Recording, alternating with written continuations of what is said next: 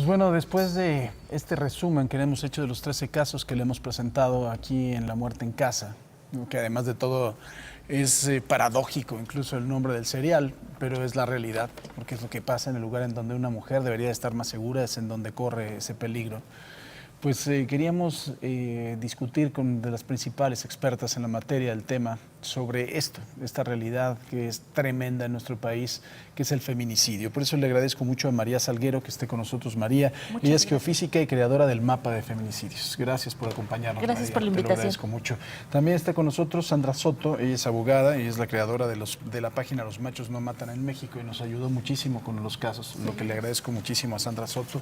Gracias, Sandra. Y también está con nosotros María de la Luz Estrada, fundadora y coordinadora ejecutiva del Observatorio Ciudadano Nacional del Feminicidio. Muchísimas gracias. Yo lo primero de verdad es que no sabría cuál es la primera pregunta, porque no puedo creer que hayamos creado un país así, en donde las mujeres corran peligro en su propia casa y en donde además la justicia sea tan lejana a un asunto tan grave, Sandra. Cuéntanos un poquito en tu experiencia, en tu acercamiento con las víctimas. ¿Cuál es la postura de la justicia? Yo sé que son varias o justicias locales, pero en la justicia en general, ahora el nuevo sistema penal acusatorio, ¿qué hace con las víctimas de feminicidio? Pues sencillamente nada. Nosotros nos enfrentamos a una lucha para accesar a la justicia si es que queremos que nuestras víctimas no queden en una cifra. Nos tenemos que emplear nuestros propios instrumentos, convertirnos en investigadores, aportar o coadyuvar con el Ministerio Público o con la Fiscalía para poder llevar un proceso apegado a derecho y pues que no queden ni impune ni se vayan a cometer omisiones que luego perjudiquen para lograr esta sentencia condenatoria. Desde la investigación para buscar al feminicida cuando huye, entonces tenemos que dejar nuestro dolor a un lado y emprender este camino enfrentándonos no solo a la impunidad, a la omisión, a todos estos fallos que tiene el sistema judicial con nosotros, y prácticamente tenemos que demostrar que nosotros somos los poseedores de la verdad. A mí me llama la atención cuando dicen que vamos a accesar a la verdad en la justicia. La verdad está en nuestra casa. Está la muerta, están los huérfanos, está nuestro dolor. Claro. Y eso fue lo que nos pasó y nosotros tenemos que demostrar quién es el culpable, ¿no? Entonces, vamos por este camino hasta, pues, a la lucha, hasta accesar a esta sentencia. Ahora, María, ¿el asunto del feminicidio es un asunto de entidades o es un asunto que está generalizado en la República o tiene que ver, por ejemplo, con alguna política pública que haya sido exitosa o no exitosa en alguna entidad desde tu punto de vista? Pues yo lo veo un problema generalizado en varios estados. De hecho, algo de lo que no se habla es de Colima, que ocupa el primer lugar por cada 100,000 habitantes, pero también tenemos el contexto de crimen organizado en Estado de México, en Jalisco, Guanajuato, Baja California, Chihuahua, que son los estados que más mujeres asesinadas tienen, pero no hay que olvidar Tlaxcala, Yucatán, que tienen pocos casos, pero por esos pocos casos hay que poner el ojo en ellos. El único lugar donde una política funcionó y más o menos fue la Policía de Género en Valle de Chalco. Tienen una policía especializada en género, pero en realidad creo que no hay un diagnóstico correcto del problema. No se ha investigado el papel del crimen organizado, el papel de los ministerios públicos, de los policías de investigación, que son los primeros con los que las víctimas tienen contacto. Sí. De hecho, cuando fue el caso del monstruo de Ecatepec, las mismas mamás les llevaban la geolocalización y decían, es que con él fue. ¿Es en serio? Sí, y las ignoraban. No puedo creerlo. O sea, es increíble que nos estés diciendo eso. O sea, que las autoridades hayan tenido la oportunidad incluso de haber salvado una vida, ¿no? Y que les importó un bledo. Desde 2012 tenían los elementos para encontrarlo, porque él puso letreros en la central de abastos de Ecatepec con su teléfono, que buscaba gente para trabajar en una tienda de regalos y para cuidar a un enfermo.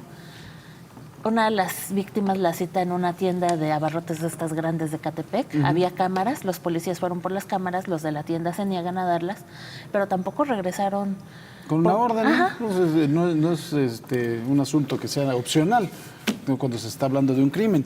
Ahora, María de la Luz, cada uno de estos crímenes que hemos analizado tienen un tremendo odio, sea cual sea la fuente del crimen, pero todos tienen un tremendo odio, esté participando el crimen organizado, esté participando la propia familia, pero todos tienen un tremendo odio, de verdad, hacia la mujer. Y yo me pregunto, ¿es un asunto que tiene que ver también con nuestra raíz cultural, con una falta de valores que hemos tenido y con algo cultural, maestra? Sí, a ver, yo quisiera primero plantearte, nosotras llevamos como observatorio, somos una red de 43 organizaciones en 24 estados.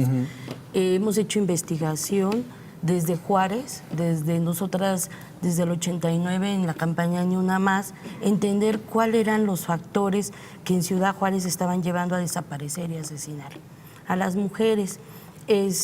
Al final Ciudad Juárez establece características de las maneras brutales como son asesinadas. Y está la hazaña, porque la manera como las mujeres son sometidas, violentadas, en muchos casos son abusadas sexualmente, torturadas. Era como entender qué era el elemento de discriminación que por el hecho de ser mujer se veía plasmado a diferencia de un hombre. Entonces nos tocó analizar con el Colegio de la Frontera Norte los elementos, porque ellas estaban como diferencia de un homicidio a un feminicidio. Claro. Pero yo creo que tendríamos que analizar más el país, que ha habido una descomposición del tejido social. Estamos hablando de impunidad, de corrupción, de una cultura discriminatoria contra las mujeres. Claro. Las mujeres no son consideradas ciudadanas, sino objetos que se puede traficar con sus cuerpos para comercializarlos. Por eso hoy el tema de la trata es un tema, pero no solo, que debemos de ubicar. Ha habido una invisibilización de lo que está pasando en México en los últimos 10 años. Yo que llevo muchos años veo un cambio muy fuerte. Hemos trabajado en políticas públicas, en general leyes como el feminicidio que esté tipificado en el país para poder acreditar y entender cuáles son esos factores. Sí creemos que la discriminación y la impunidad pues son factores que están ahí, pero sí debemos diferenciar que en los últimos años estructuras criminales, grupos desde chiquitos, bandas, las mujeres son objeto, entonces las violan, piden rescate, pero las acaban matando.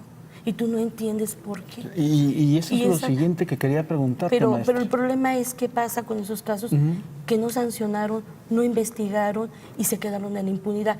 ¿Qué pasa? Sigue habiendo una permisividad por parte de las autoridades que sí saben dónde están grupos delictivos, redes criminales que por diversos fines están con las mujeres. Hay casos de donde vemos niñas que son violadas.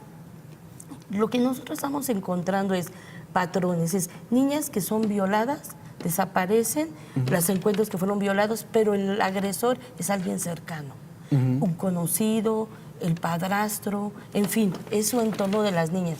Pero en los otros casos estamos encontrando redes criminales donde los cuerpos de las mujeres son en verdad es algo inhumano ver cómo hacen su desecho. Imagen Noticias con Paco Sea, lunes a viernes 5:50 AM. Participa en Imagen Televisión.